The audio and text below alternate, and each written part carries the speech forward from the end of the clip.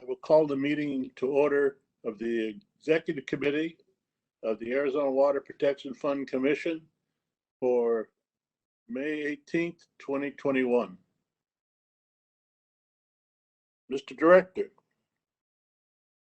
Ruben, can you hear me? Yes, Mr. Chair. Yes, I'm here. Thank you. All right, and I assume everyone else can too.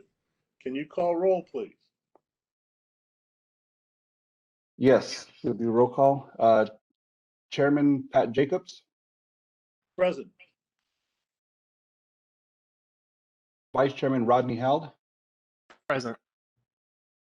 Commissioner Brian Biesmeyer. Here.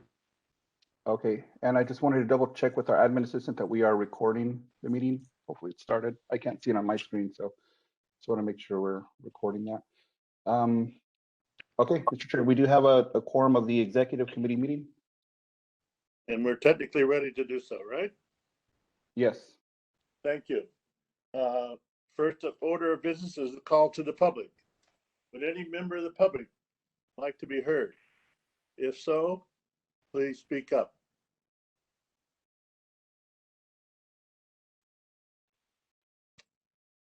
I see no or hear none. So I assume that there is no member of the public who wishes to be heard. The next order of business is a review and approval of the May 16th, 2014 and September 26th, 2014 Executive Committee meeting minutes. For discussion, I'm going to move approval of those 2 minutes and ask for a second, and then I would like to explain my vote. Do I hear a second to approve the minutes? This is Rodney. I will second that. Thank you. I'll be voting aye, and based on one, the May 16th, 2014 meeting minutes were tabled at the September 26th, 2014 meeting because the May meeting minutes were not timely received by all the members of the commission. The tape of the October meeting is available to you. I will go over it quickly just so you have some idea of what I hear on the tape and why I think it's appropriate to substitute for written minutes. There were 3 actions by the executive committee. One was on the Fossil Creek grant to extend it, and that extension was approved. And then there was a field trip to Fossil Creek put in place. The next one was, I believe, Picture Creek, and it simply changed the scope without a budget change. And the last one, I can't quite hear which wash, but the grant budget was a transfer of $700 and some odd. I asked the executive secretary to check those grants to see if those actions which were approved by the executive committee were put into place, and each of them were done and have been completed. So based on that information, my motion is to approve the minutes. And there's a second. Is there any discussion? Hearing none, I call for the vote. Although each member has to give their name and their vote, so for the record, please. Rodney. Aye. Let's see. Mr. Biesmeyer? Yeah, Mr. Biesmeyer. Aye.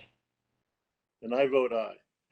The vote is unanimous. Thank you. Okay, where are we? The next order of business is the Commission's policy and procedure manual updates.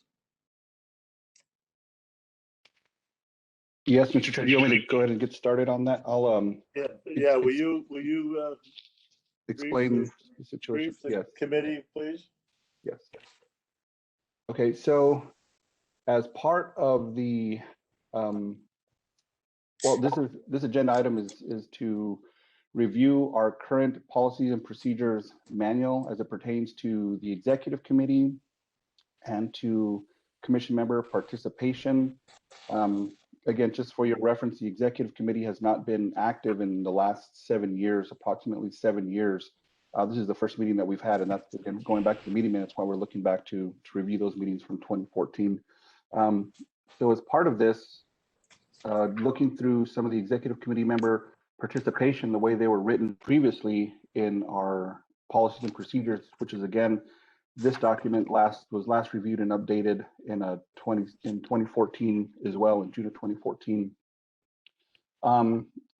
And moving forward, as the commission had open meeting law training a few weeks ago, and as part of that, there were some questions that were brought up regarding executive committee member participation, the quorums that are needed for executive committees, and it was clarified by the State Ombudsman's Office how those quorums and meetings should be taking place. And looking back at some of our policies that, again, were from 2014, the last time we looked at them, some things had changed. So it was recommended to bring these to the executive committee to look at these policies again.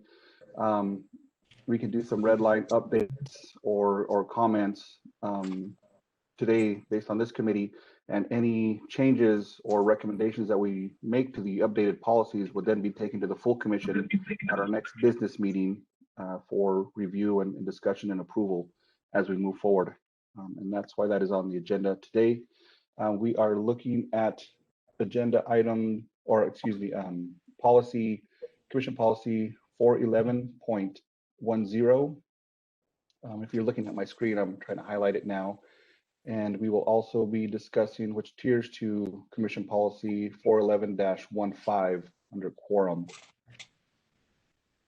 I will come back up here so committee members can read this language again, and hopefully that'll start the discussion on how we move forward. I do have a Word copy of this that we can make red line edits now, or if you just want to provide me with suggestions, we can work that way as well. Mr. Chair, this is Rodney. Yes, sir. So it's my understanding that we just need to update the policy based on the training we received to say to remove the sentence that all commissioner, or that part of the sentence that says all commissioners are in an executive committee agenda and are eligible to participate at meetings. We need to eliminate eligible to participate in order to not violate the. Oh, I'll get you in just a moment. Go ahead, Rodney. So, well, I guess two things. I'm kind of thinking that maybe we should just have Ruben and the attorneys from ADWR fix this so that we're in compliance with the law versus us going through and redlining. But I don't really have anything else. Mar, do you have any thoughts on the matter? This is Brian. I concur. I mean, we had the training, but it does seem that we should ask the attorneys to give us their thoughts on how to make this change. Would you like to make a motion in along the lines of your discussion? Do we need a motion to do that? I think we could just provide direction back to. Okay.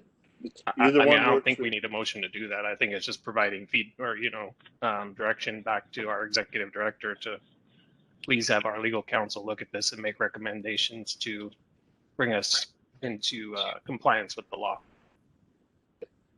And then we should then report to the full commission the changes in accordance with the open meetings law. Is that part of Yes. your, okay? Yes. Because ultimately the full commission will need to approve any changes to the manual, but I just think it makes more sense to have those recommendations brought to us so that we make sure we're in compliance with the law versus us trying to come up Okay. with our own language. Ruben, is that, doable for you?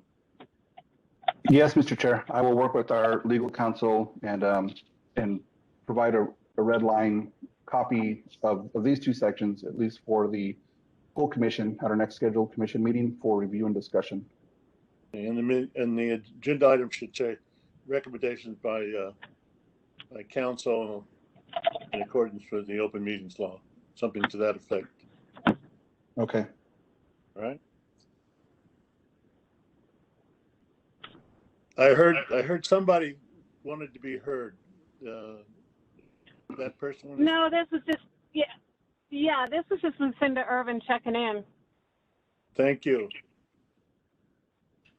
The next item is a policy development for the commission members' compensation.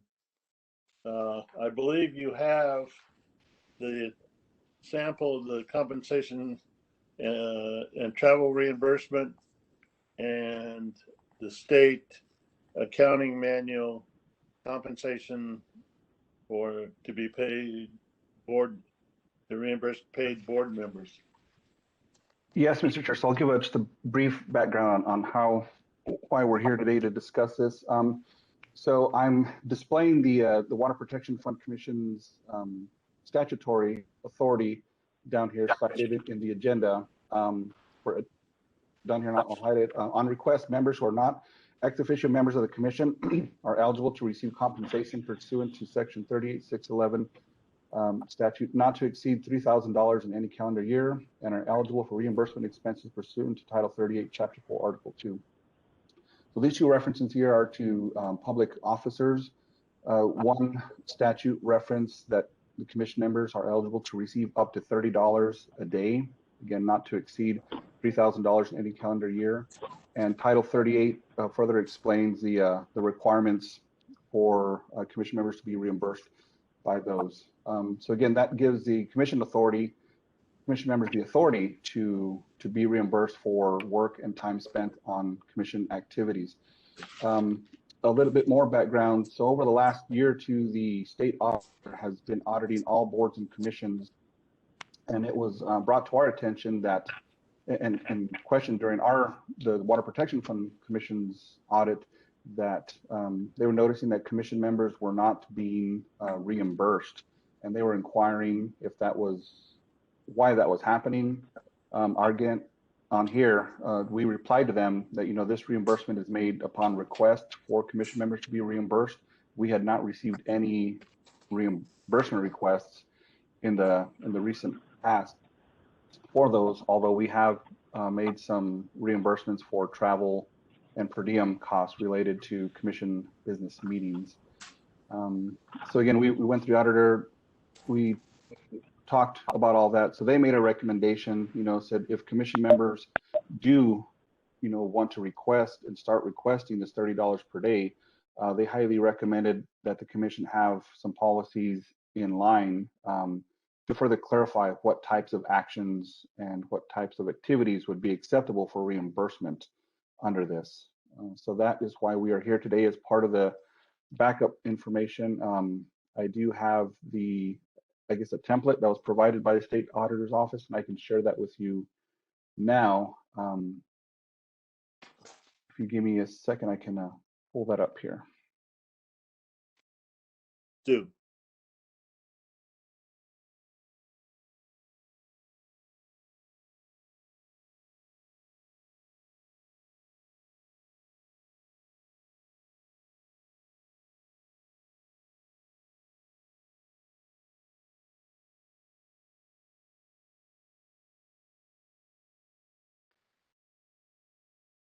Okay, can you see a Word template on your screen? Yes. Okay. Again, so this is what the state auditor office had provided us. I went through and added in board or commission where it was, I think I missed changing that to commission there. But anyway, these are some of the examples that can be laid out there. And I wanted the commission to, hopefully this will at least start the conversation on what types of processes or actions would be applicable for commission members to be able to claim reimbursement for for the $30 per day.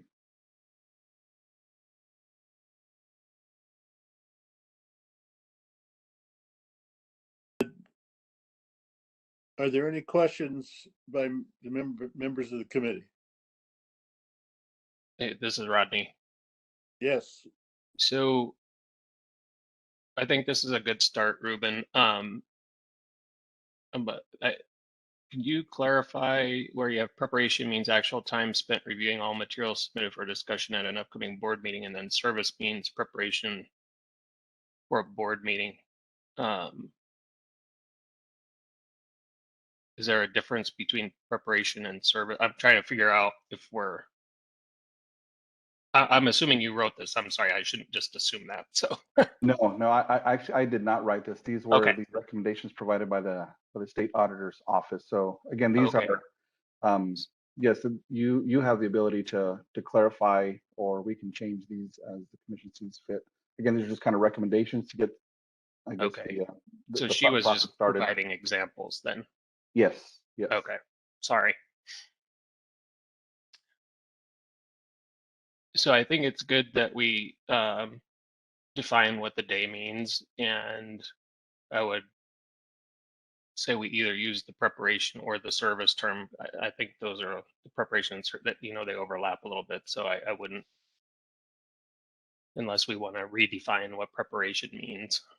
But I think there's a good start in there. I guess one of the things I was thinking about is, well, jumping back to the manual that you sent us, there's those of us who basically are representing organizations, so we don't put in for any kind of compensation. And I saw, I think it was under 4.1 of the state accounting manual that Yes, I can read. if we elect to forego such compensation, that we have to provide something in writing. Yeah, so the state accounting manual regarding to board member compensation states a board member legally entitled to be compensated for services to the board may elect to forego such compensation. This election is to be made in writing and retained by the board. So I'm assuming that I need to do that, but I'm wondering if we should put something to that effect in this policy as well, so that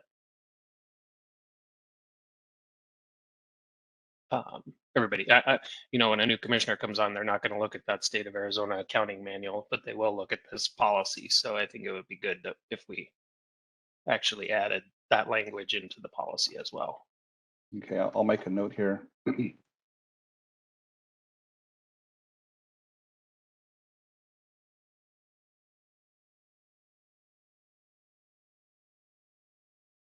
I guess the other comment I had on the day was, and I don't, when we get to the point where we're reviewing grant applications, and let's say somebody just says, okay, I'm going to review one grant application a day, and instead of spending time, I mean, I think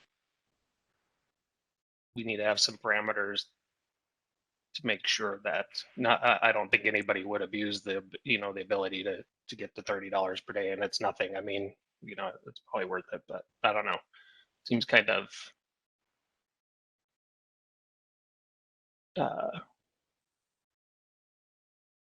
seems like it could get a little bit tricky when it comes down to those types of day-to-day, or those types of activities where if we're going to say you get $30 for spending 1 hour of time. So I'm a little bit on the fence on that, but again, I am not one of the commission members who is not getting compensated. So, and I don't know if we have any of the other commission members on this call who are those that do get reimbursed. I mean, I think it would be good to get their feedback on, you know, just the amount of time that it does take them to prep and how they feel about the reimbursement. So I don't know. That's kind of where I'm coming from right now. Mr. Chair, this is Brian.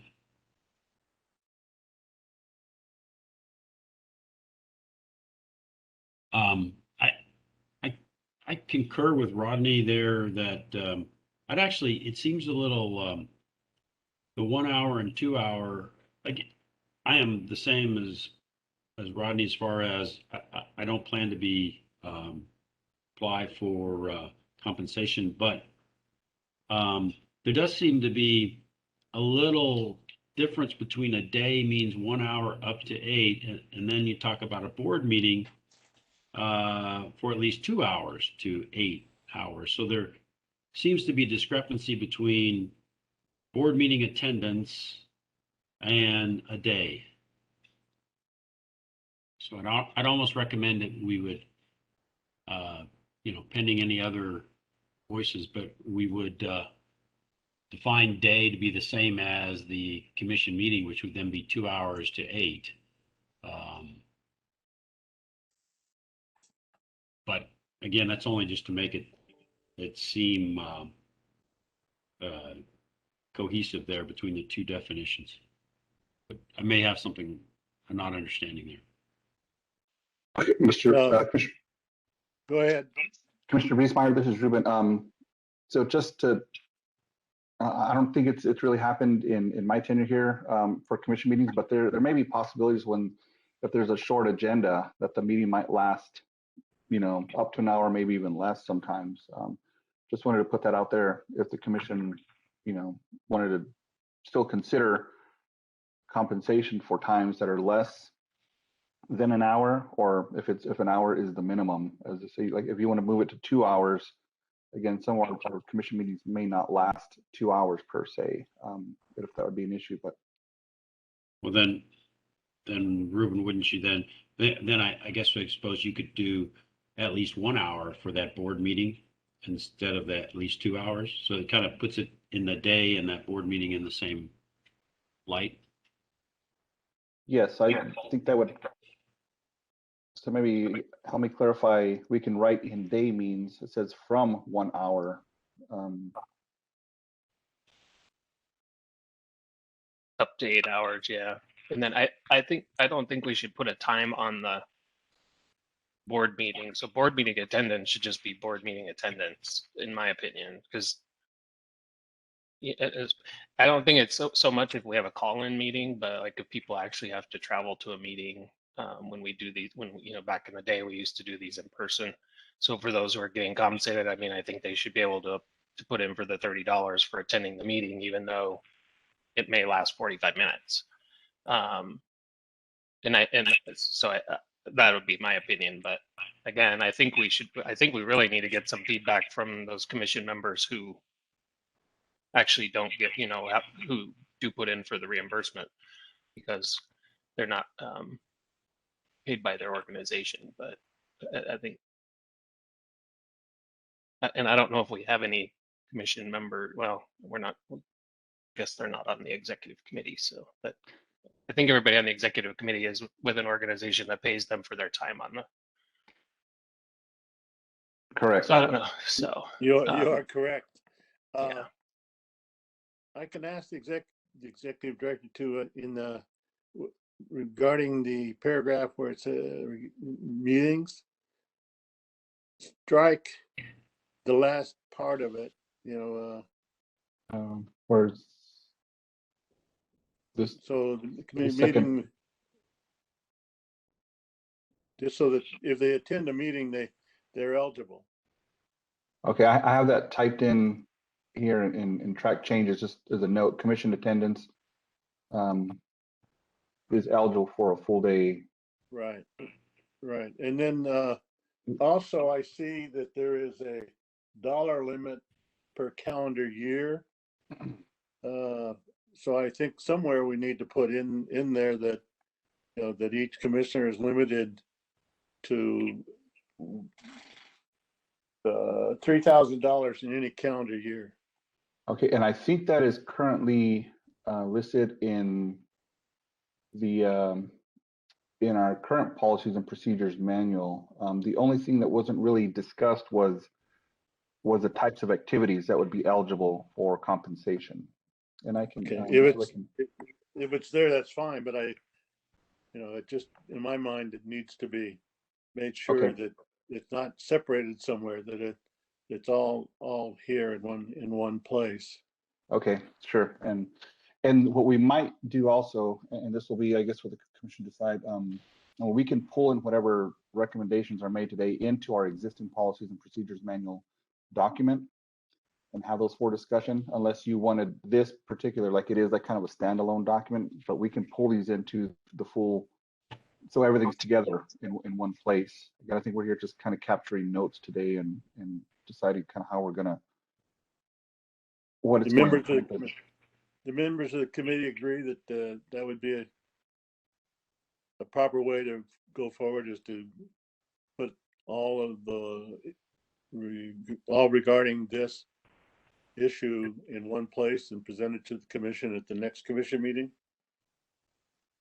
Yeah, I would agree with that because I think this is a policy, so it should go in our policy and procedures manual. So I agree with Ruben's recommendation that whatever we come up with, we incorporate it into the existing policy procedures manual. That would be my opinion. I Any concur. other? Okay. Also, in regards to the written notice to forego, which again, I'll be one of those. It probably should be done each calendar year, and you might want to see if we can provide each member of the commission the dollar amount which they have been compensated for that calendar year, so that it's not just something they keep doing, but they have an idea of what it's costing the commission. Is there any objection to that kind of language being added? No. No objection. Okay, so we'll add that also. Okay, can you restate that, Mr. Chair, so you provide the amount? Provide the amount each commissioner expended to each commissioner.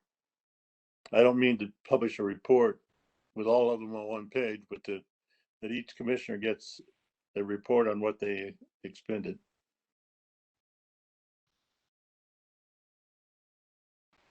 And I think they probably get, I don't know. Ruben, do you know if they get a W-2 from ADWR? With I their, believe if they have provided a travel reimbursements, I believe, yes, because that is for tax purposes whenever they do get reimbursed. So they would have that. Yes, that should be provided as a W-2. okay. And probably as part of our administration account, I believe within that budget as a whole, if we ever wanted to pull a tally for what was reimbursed to commission members as part of those, we can pull those out. I know, like for from the annual reports, we pull the reports for staff expenditures and employee related expenses, for example, for the year. But I think within that accounting system, we can pull out individual reports as you're requesting for each individual commissioner, and maybe have a tally at the end of the year what was paid on through the administration account for these types of compensations should they start coming through. Rodney, I was just thinking that if they had one in early January, it would help them when they start to prepare their taxes also. Yes. So is there any further discussion or changes that we have in mind? And Mr. Chair. Ruben, do you have any questions? I'll defer to Commissioner Wiesmeyer first. Yeah, Mr. Chair, I wonder about the telephonic board meeting discussions, but because this it seems like a statement from a while back. I wonder if we don't just delete the telephonic. I mean, there's so many ways that we, with the WebEx now, I just wonder if a telephonic discussion here is still valid. Yeah, I would agree. I think just board meeting attendance, whether in person or telephonic, should be covered. Or virtual meetings. Virtual, yeah. Okay. And I think, again, like now that I understand that, when we went into this, Ruben, I thought that you had kind of drafted the things that were highlighted, but now I see that it was Marcia who wrote those in. So these are just different examples of the types of language we could use. So Exactly. Yes. yeah. Yes. So it's not that we're using all of this. It's pieces that we want to pull out. So, and I think you pretty much have a good idea of where we're going. At least I think you do. Okay. Does a commission, do you want to include any discussions on, so I think kind of the big things at the commission, they have commission meeting, attendance, you have grant application reviews. Again, the commission can kind of spell out per day, any hours you spent reviewing grant applications. There's also potential site visits that might be, again, with potential applicants out in the field. Any other commission related business, whether they're meeting with constituents or, promoting the program at a public event or something like that. Or I'm just trying to think of the other types of activities that commission members may engage in that at least we can identify now from the executive committee standpoint, what are applicable activities the commission do you foresee participation in that they could be compensated for? If they're attending, like a natural resource conservation district meeting, for example, and giving a presentation, is that something, a public presentation promoting the program? Is that an activity you would see as being eligible for compensation, for example? If they go out to look at a project site prior to a grant application, just to see what's out there, would that type of activity be applicable for compensation from your eyes? Again, so I think I'm just trying to get kind of the list of what other activities are out there that we could populate that would be eligible for reimbursement. Ruben? Yes, Mr. Chair. I would indicate that those kinds of things should be assigned by the, I guess, by the chairman.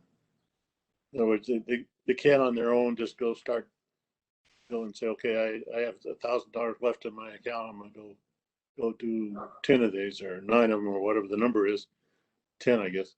I think they probably need some kind of review and concurrence before, not that we don't want them to do it, but at least have some idea that they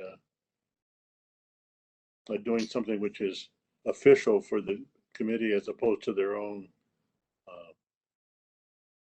thoughts. Yeah, I agree with you. I think that anything that's related to an official water protection fund meeting or field trip is automatic. And I know we used to have days, days where we had commissioners down at the Capitol and we had booths and everything. So things that are actually sanctioned through the program, I think, are fine. And it's great if a commissioner gets invited to go do a presentation. But as our chairman mentioned, I think just doing some of those things that should actually come through the program for just to say, I don't know if they can email the chair directly because we don't want to violate quorum. So maybe they email Ruben and say, hey, I've been invited to do a presentation at X NRCD. And then Ruben can just confirm it with the chair that yes, that's an approved expense. Okay, and that's, I think, Mr. Vice Chair, would be something, you know, we could write here in our policy that these types of activities, again, would fall under an eligible activity. So we're, again, just kind of Thank you making so notes. much. Really, Nora, thanks so much. I'll link to all of the things that you mentioned. I just put a link to your Twitter and I don't know who that is. Yeah. So I'm having a hard time seeing what you're writing on the screen because it's just my eyesight so bad. So sorry, but yeah, I just think I would agree with the chairman that for those other activities that are outside something that's specific to a board meeting or a site visit, that there should be some kind of review through the chair of those other types of activities before they're approved for expenditure. Okay, let me, just trying to think how to best write this so I can make this a little bit bigger. Well, you don't have to, if you, yeah, I mean, you Yeah, don't well, have to wordsmith it right now if you just want to. Yeah, I'm just trying to get a list of what we're discussing here. So site visits.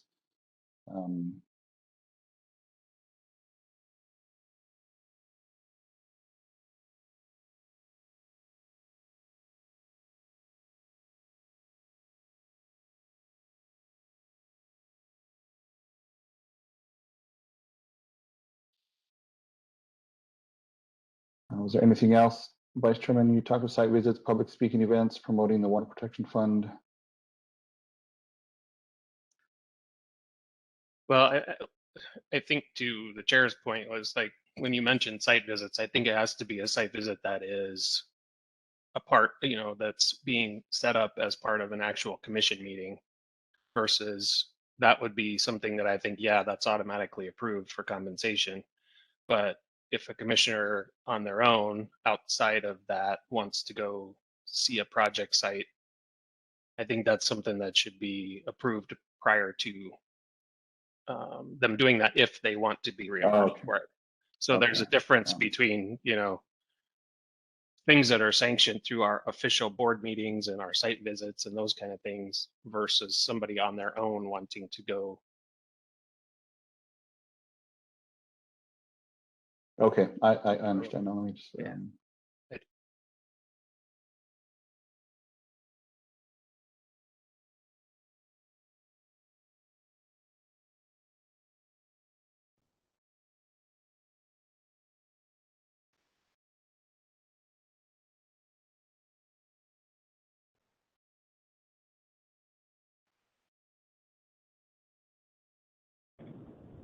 I think it's good.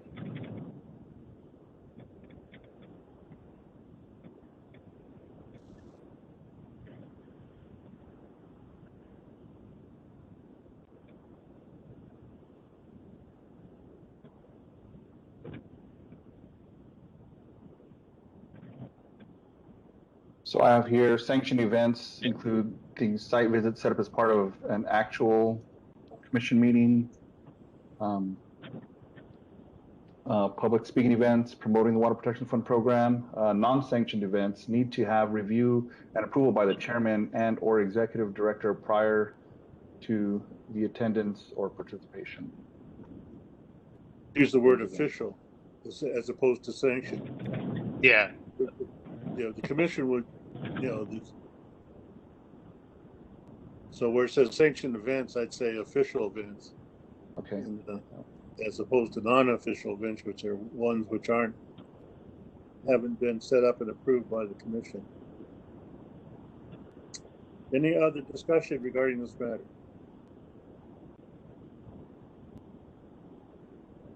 Then is it my understanding that, like the last issue, we'll ask the director to review with council and to present a proposal that has been approved by council and is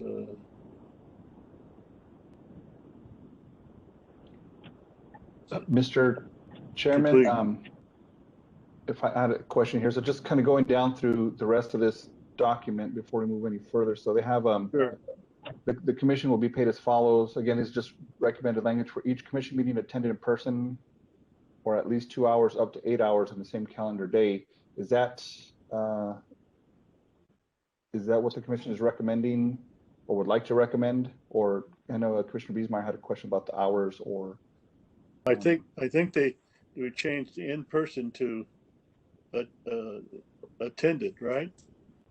Yeah, there's no time restriction, so it's just if That they was attend a commission. meeting. Yeah. So you can strike in person. So if it's a virtual meeting, they attended a meeting. Okay. Okay. Okay, moving down. Commission, we'll change this telephonic. We'll strike that here. Lasting less than 2 hours would not be compensated, or actually no, that's not right. I think, Ruben, I think just as we said before, just attendance is the attendance is okay. I think you strike that. Yeah, my thought. Yeah, we strike the whole thing. Okay. Commission members will be processed via the state Arizona payroll system, which they will do. Shall complete and sign timesheets, and I'll probably update timesheets to obtain payment requests would be the travel reimbursement form that we use for payroll. I'll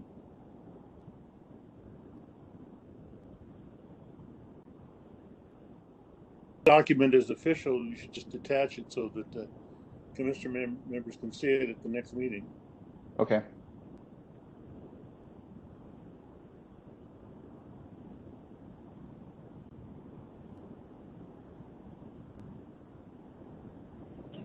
Ruben, this is Lucinda Irvin. Are we going to be going in person here shortly?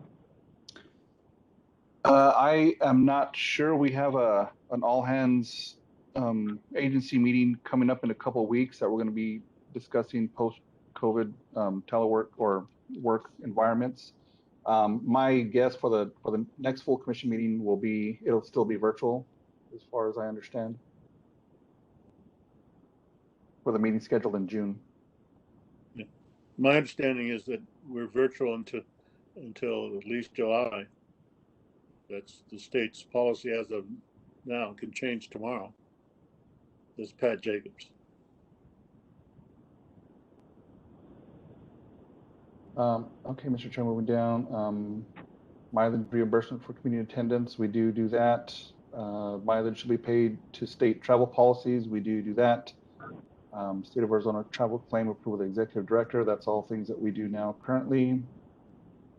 So again, we have mileage reimbursement for non-commission meeting functions. Is that something that the commission, again, for some of these non-official events, would the commission be interested in reimbursing mileage travel to those? Well, I think if it's approved if it's approved, it would be. Yeah, it would be.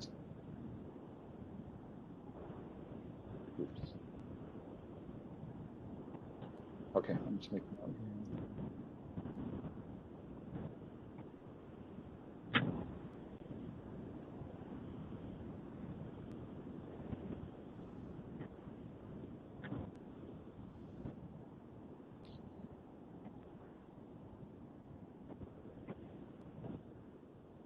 Okay, this kind of gets to all commission members are eligible for mileage reimbursement for other commission functions where the commission member attendance has been requested by the commission or executive director.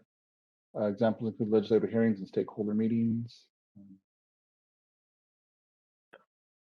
Okay, I think that clarifies that. The last part here that I recommended was a process for paying per diem compensation. And again, this is just something that we do through our travel payroll. I don't know if we need to specifically provide anything in our policies for this. I don't see why it would be necessary, but okay.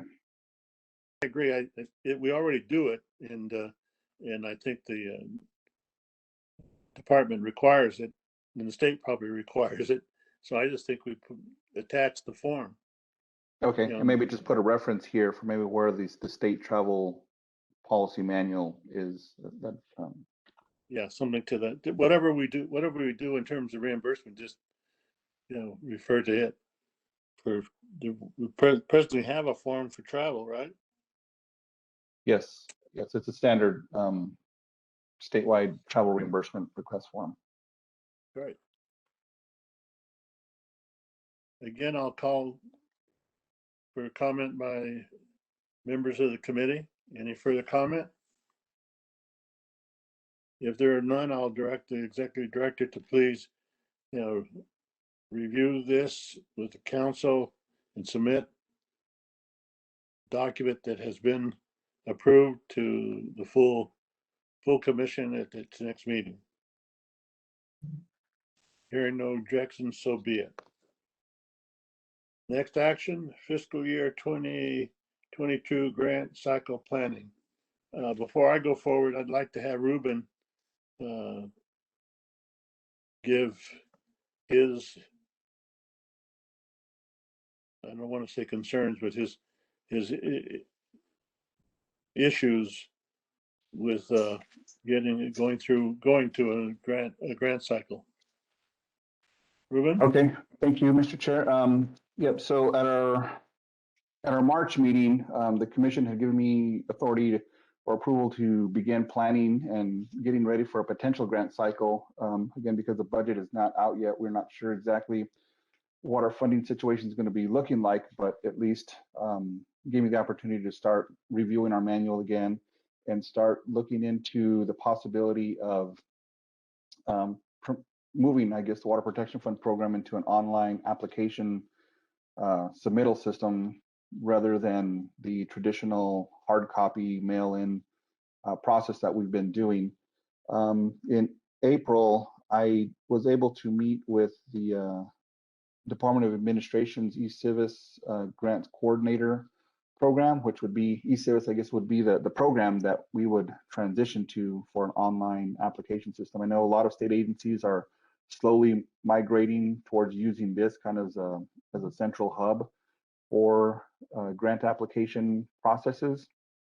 My understanding at this point is that it's not required at this point for use by any state agency, but it's highly recommended because if it does move into the future, I mean, we'd kind of have our foot in the door and be able to kind of adjust to that as we go forward.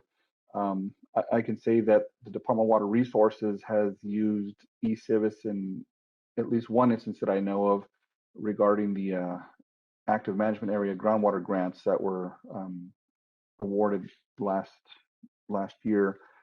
The thing with it is that I would need to essentially set up the whole system myself. I would have some, I guess, assistance, a little bit of assistance from ADOA on getting that done.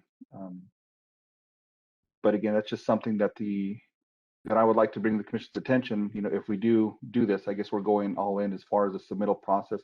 This eCivis application too also allows you the opportunity to actually manage your grants in there, manage payments. My, I guess, feelings at this point, I think I would just use it for the application process, maybe just soliciting the applications and getting the application packet submitted to us, and then keeping the rest of our general grant contract administration, project implementation processes in place, and not use it for any other features that you can use it for, but it would work just to have it, have folks have the online portal where people can submit grant applications through us or through that system. I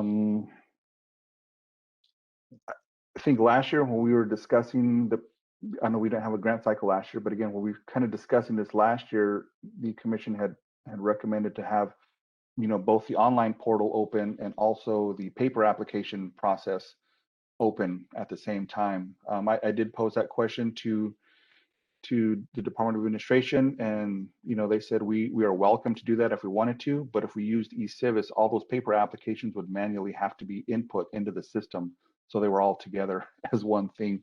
So that being said, that was kind of led to the discussion today that if the commission decides for future purposes and kind of moving the program forward, if they just wanted to the strict online portal, I would have better direction to start working on that sooner or now, to hopefully be ready for a grant cycle potentially in July if it turns out that we do implement one, or we keep the traditional paper submission process as it was. Either way, we're going to have to update the grant application manual to accommodate whatever process the commission believes they'd like to move forward with.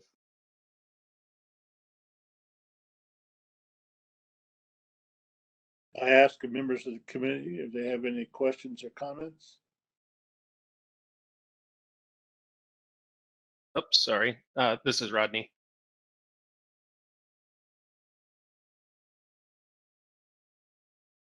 Is he muted? Oh, yes, sir. I'm listening. Oh, okay. Sorry. I was talking and then I had myself muted, so I apologize. So Ruben, I'm sorry. So are you recommending that we use the eCivis, or are you concerned, or do you have other, I kind of missed part of what you said. I apologize. So I wasn't quite sure what direction you were leaning with regard to using the eCivis. Could you kind of reiterate? I'm sorry. At this point, I can, we can go either way. If we go through the eCivis again, I'll just have to set up that portal over the next month, and to get that all lined up in the event that, again, we do go through with the grant cycle. As far as from the public perspective, I know other grant programs within the state have used it. I'm guessing would probably be supportive. The public would generally be supportive of having an online portal. I guess one thing that I would, not really a concern, but again, anybody that wants to apply to the eCivis program will have to set up their own account through eCivis. I know some of our grantees at some point might be, rural landowners that might not have, the best access to technology and be tech, have the technical abilities at their home or something. If they were to go through this types of process, again, I'd be available, as I always am, to help folks through the grant application process. But I know there are other agencies out there that could help assist those that might need, in the rural communities, especially if they have to learn how to, take a document, fill it out, upload it to a system, and combine all these information into this type of system. I don't know if that'd be a hindrance to everyone, but that's just something I was thinking about. But again, there might be some other agencies or entities out there that would help folks that aren't as technology, savvy to go through this new online application process. Okay. Then my second question to that was, so you mentioned that the eCivis folks told you that if we received hard copy applications, then we would still have to upload those. Does that mean you would have to upload those into the system? Yes, that was my understanding, that I would have to go and upload the documents and put it all as part of the eCivis system, because other than that, they wouldn't have any other records of that document being available there. Okay.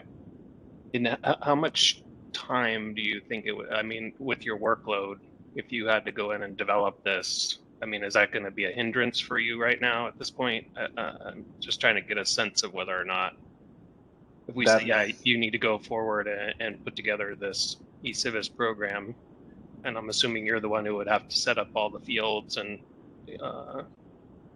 set it up so that people could upload the data and enter the data. Is that correct? Yes, it'd be my responsibility to get it all up and running. If that's, and I'm happy to go that way. I mean, I would just put a lot of effort into the next, month, 6 weeks to have that ready for a potential grant cycle in July. If I guess I'm just trying to get a sense with your forward. time. Like, I don't know what your workload is, so if you feel like that's going to be a huge burden because of your other, your workload, I don't want to put that on you. So I want to be mindful of what you have going on. You're a one-man show over there, basically. So, I understand. Yeah. you know, if this is something that maybe we need to hold off another year because, you know, you just really don't have the time to do it, then I would recommend we go that route. If it's something that you really feel like, if you feel strongly we should go to the e-civis and you think you have the time to set it up, then, you know, I'll back you on that. But I just want to make sure that we're not putting some kind of burden on you that is, you know, going to stress you out with your workload. Understood. I mean, it'll just be something that needs to get done, and we'll all find, you know, the time to make it work. I know just with the way things are going now. I mean, we've got kind of the end of year work as well, getting the annual report pulled together. But we didn't do a whole lot last year, so that report won't change too much. But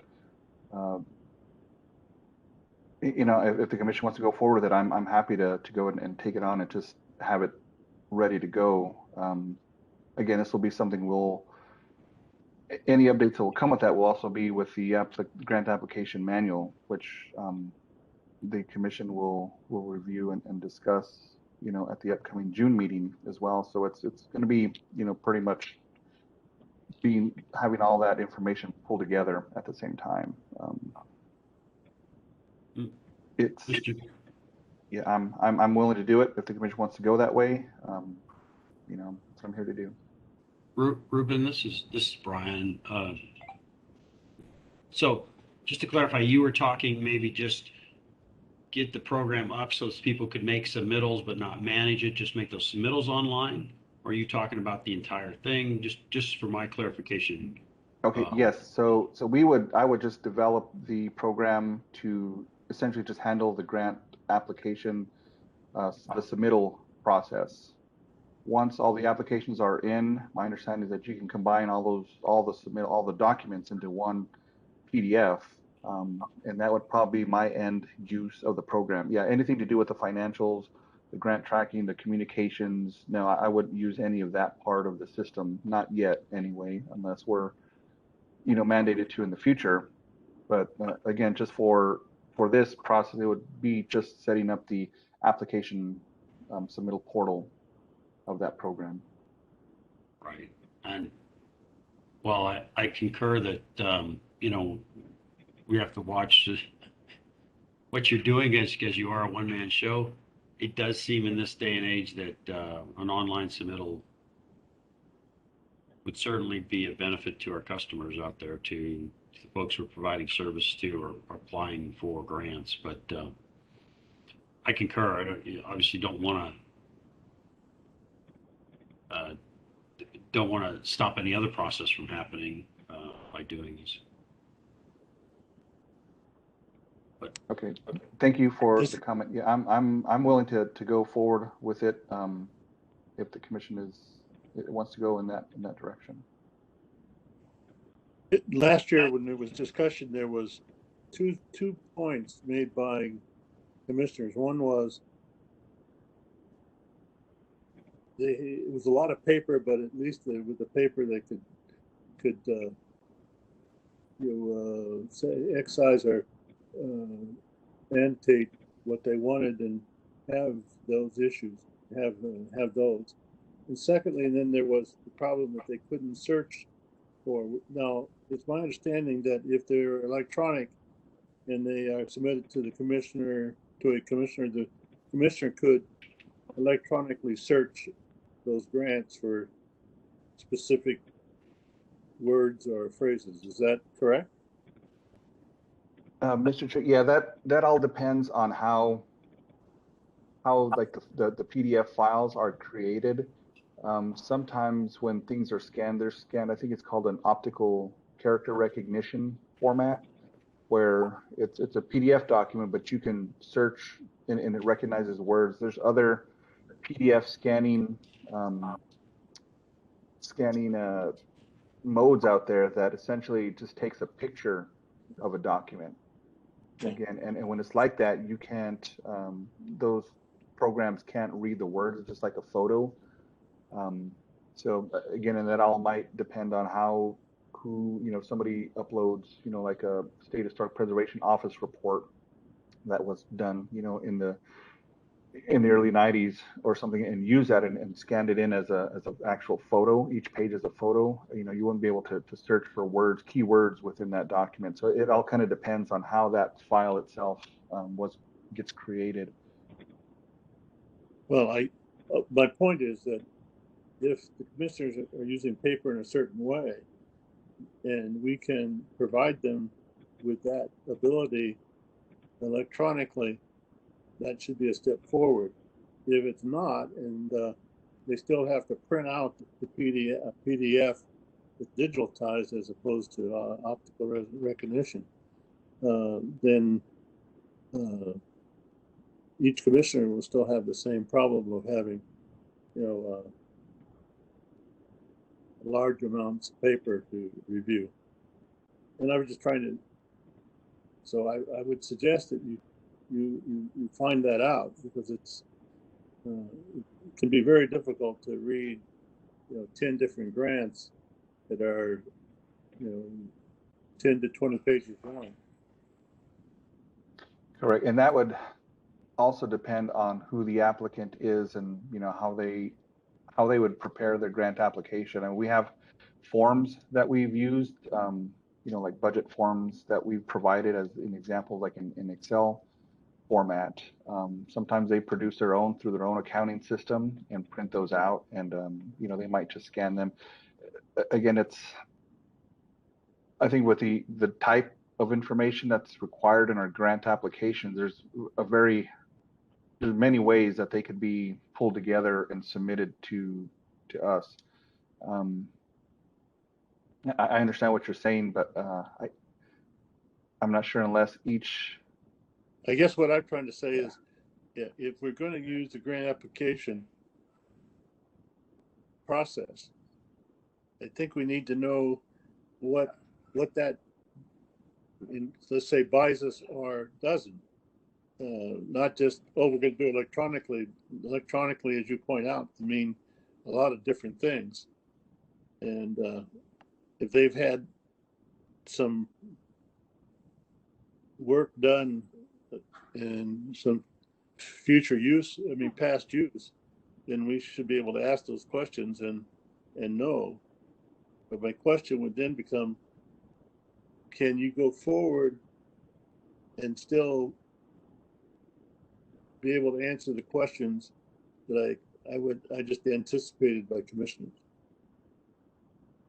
Okay, just having the final electronic document searchable essentially is what am I hearing? Is that what I'm hearing? Well, having the documents that the commissioners have available searchable. I'm not. I don't know if that's the final document or what, but at least that they have the ability to search the different the grants. Because I know I found that very helpful when I ran it through a PDF converter, and then you can, although it's a 99% faithful, it still has errors. But the point is, it saved a lot of time, and I think made my review much better. And I think other members of the commission had the same thought. Okay, or maybe that's something like some of the criteria that we can write into folks that upload, if they're going to upload maps and upload, archaeological report or something like that they upload it in a searchable PDF format, if that's going to be the final document. We can write that into the criteria. Hold on just a minute. Did someone speak up? No, I guess I'm not worried about maps. I'm worried about the language which the grant is written in. What is actually submitted and said to be done. If there's a map, generally you don't need to search a map with the computer. You can look at it and get the information. But I'm talking about the text, which is submitted by the applicant. Yeah, Correct. Mr. Chair, this is Rodney. So I think, as you were, so if somebody does submit a PDF document with the tasks and the, the summary, the background information, all the tasks and everything, there are programs where you can convert that PDF to be searchable. And so we can do that. I don't know if you're getting at if we can do that ourselves, or if you're getting at if somebody uploads it into the grant system. See, I don't quite have a clear understanding of how this would work if somebody submitted a grant application through eCivis. I'm assuming now, Ruben, would we actually access those grants through eCivis to review them, or would you still be sending us a link to, like, the website with the PDF copies on there? I'm not quite sure. I have a little bit of a disconnect here on how this is going to work if we went that route. Yes, Mr. Vice Chair, and I'm figuring that out too. My understanding is that with everything that's for every application that's in the eCivis program, you can combine everything that was submitted, whether it's a fillable form that I developed, kind of like the cover page, like a fillable form. If they uploaded a Word document for their scope of work, uploaded a map, uploaded pictures, in JPEG files, all Right. that information that's in there can be combined into one PDF type document. That, again, I would take all those and kind of do like we've done before. I'd post them all on the website for public review, for commissioner access. So nothing would really change from the review standpoint, as if they just submitted a paper copy to us. So yes, it would still be getting information to the commission members and to the public, via the website. Essentially, would be the same process that we've done in the past as far as making them available. It would just be on me to go into the system and download, those complete application packets. At that point, organize them and then post them on the website. So would that process make it easier for you to do that through eCivis? Versus, I mean, I've been in your shoes, so I know the process that goes through the current, how to put these applications together, and it's not fun. So do you think that using eCivis would make your life easier by, if people are uploading it, that it's automatically combining all of that information into one coherent PDF that you can download? Or Yes. do you think so I think if it's going to make your life easier, then we should move in that direction. Okay. Yes, and yes, that was I think a big thing that I've found over the last 3 years, the 3 grant cycles that I've run. We do get electronic copies, things on a flash drive, but like you're saying, to kind of manage those, if they have everything electronic, but it wasn't all together, for me to combine those, it did take some time to do that. So yes, to answer your question, I think the eCivis process in that whole, which was kind of appealing to me, at least in that respect, of being able to have that complete, one-stop shop for the document all pulled together, would be beneficial for us moving forward. Okay. So given that information, I would recommend that we present that recommendation. Do we need to go back to the full commission for approval to do the eCivis, or are you asking us to give you direction? I'm not sure what the. On So this this is providing Go ahead. direction. Okay, yeah, my understanding, this would be providing direction to me to go ahead and do that. What the commission would do would be essentially approving the grant application manual, which would spell out, that we're going through eCivis, and here's the processes that we're going to be implementing, and essentially putting all those into the final grant application manual for the next grant cycle. Okay. And the commission would approve that manual and that process going forward. Okay. So reading between the lines, I'm hearing that you think it would be beneficial for us to move in that direction. If I'm wrong, please.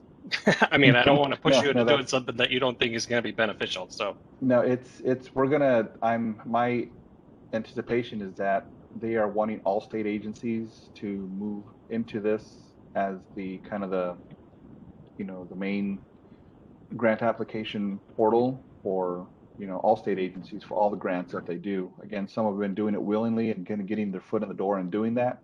But like I said, it's not mandatory yet, but in discussions with the ADOA, they're essentially trying to move everybody to make it mandatory at some point. So it's, we do it now or we do it might be next year. Who knows?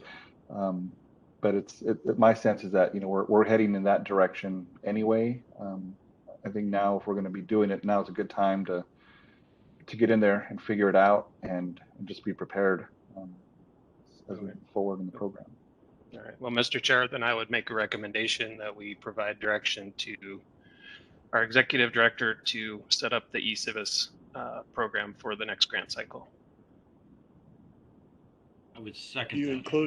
include that it be included in the manual and presented to the commission for approval? Hello? Oh, well, I don't think we need approval from the full commission to direct them to do the eCivis, set up the eCivis, but the full commission would approve the grant cycle and the grant manual. Yeah, I just want it clear if anybody reviews this or the minutes that was the thought. It wasn't a matter of just do it. It was a matter of do it and present it in the manual for the commission's approval. Yeah, no, the direction I'm suggesting is simply to have Ruben move forward with setting up the eCivis so that it's ready for use. Okay. Do I hear a second? Second that. Okay. Any discussion? Hearing no discussion, I'll call for a vote. All those who approve, say aye. Aye. Aye. Aye. Aye. It's unanimous, and I don't know who the fourth vote was. Yeah, Mr. Chair, at this point, other commission members aren't voting, aren't supposed to be voting. This is strictly for the executive committee direction or discussion. I'll call for the vote again, and I'll do a roll call so we know that it's the executive committee. Okay. So the motion was to move forward with setting up eCivis with a second from Commissioner Biesmeyer, Chairman Pat Jacobs, Aye. Vice Chairman Rodney Held, Aye. Commissioner Brian Biesmeyer. Aye. Okay, that is a unanimous vote of the executive committee, Mr. Chair.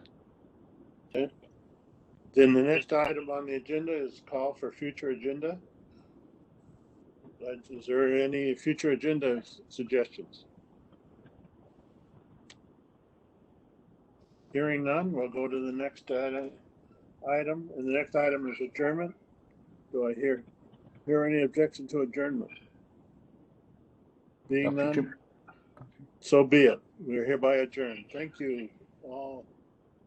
11:13. Thank you, Mr. Have Chair. a good day. Thank you, commissioners. Thank you. Thank you.